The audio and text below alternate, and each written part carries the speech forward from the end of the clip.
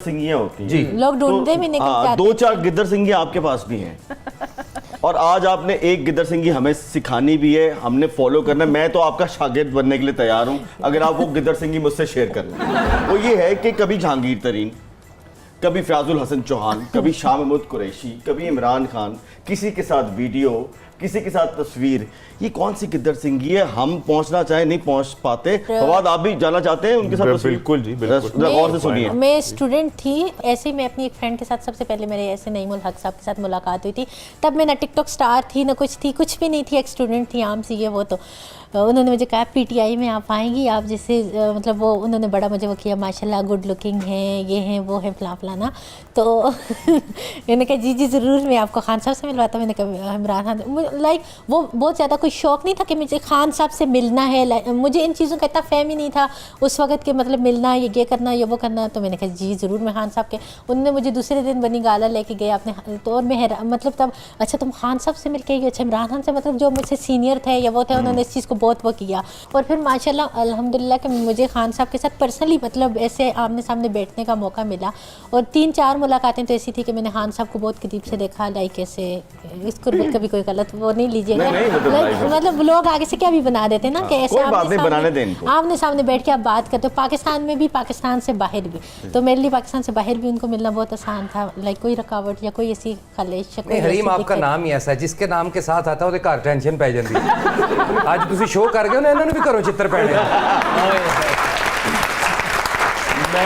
मैं बता के आया हूं। अच्छा बाकी गल्लां एक पासे हरीम भावें सुपरस्टार हो गई है हुण, देखो पाकिस्तान दी आवाज और लैंग्वेज होई ते ओ घर अद्धा को किलो खरोट लियावे ना ते इहो जी कुड़ी रोण लग पैंदी। सारे मैं पंसा सारे नहीं, आपको याद है कि हमारे प्रोग्राम में फयाजुल हसन चौहान साहब आए थे जी जी। तो आपका जिक्र खैर हुआ तो उन्होंने कहा कि जी हरीम के पास जो है उतने फॉलोअर्स नहीं थे, जब मेरे साथ वीडियो बनी तब उसके फॉलोअर्स हुए। झूठ बोलते क्या उनका दावा ठीक है? ये बात बिल्कुल। फिर उनकी फैन फॉलोइंग कितनी ज्यादा की? झूठ बोलते हैं वो फयाजुल हसन चौहान साहब, आप झूठ क्यों बोलते हैं? नहीं मेरी बात सुने, फयाजुल हसन चौहान साहब, इनका मैं बताती हूँ इनका नंबर मुझे कैसे मिला था। एक हैकर्स थे, मेरे फ्रेंड थे, तो मैंने कहा मुझे ज़रा, कहते हैं तुम मुझसे जिसका नंबर मांगोगी तो मैं दूंगा। मैंने कहा चलो मुझे नंबर सेंड करो ना। मैं ऐसी मतलब जैसे बचपन में शरारत करना, 1-5 को तंग करना, लोगों को तंग करना, कोई भी पब्लिक फिगर जब पब्लिक पर्सनैलिटी हो तो, चाहे मैंने जाने में की है लेकिन एक मेरा वो होता था कि ऐसे करने।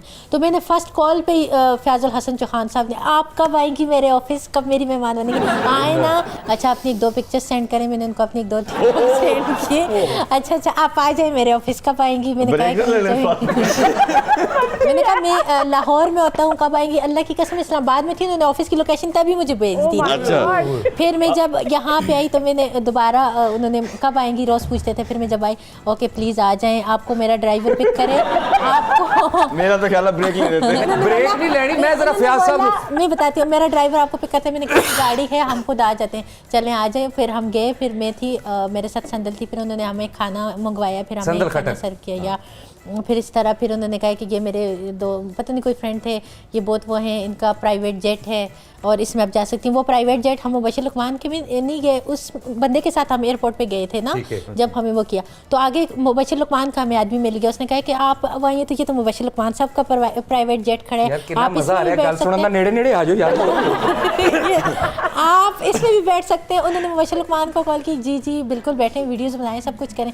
मेरे पास अगला सवाल भी है। अच्छा, बेसिकली जो इशू हुआ था, मसला हुआ था, उन्होंने पहले दिन ही हमें कहा कि जाके जहाज में बैठे और सैर करें। तो फयाजुल हसन चौहान उनका कोई दोस्त था, भाई वज़ीरे जेल खाना जा, तेरा खाना खराब हो गया है।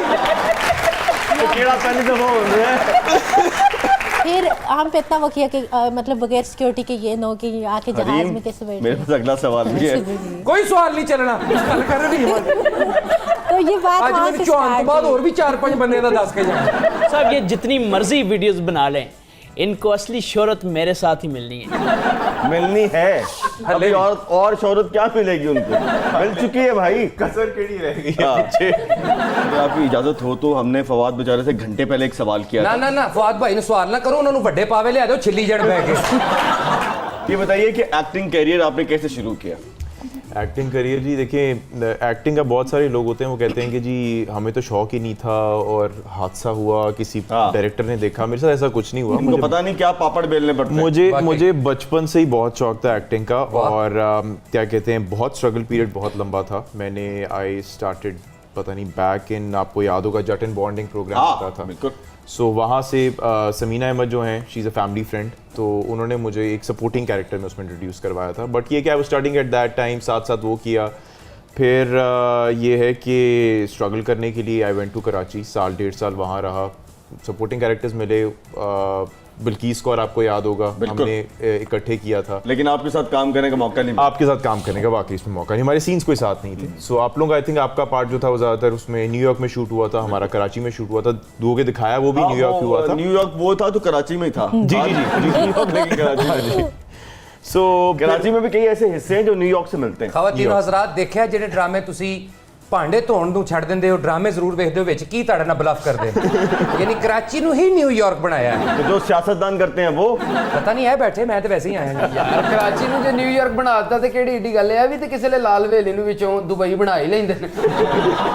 अच्छा, इंस्पिरेशन के बगैर जो है एक्टर नहीं होता, कोई ना कोई इंस्पिरेशन आपकी होगी, वो कौन था?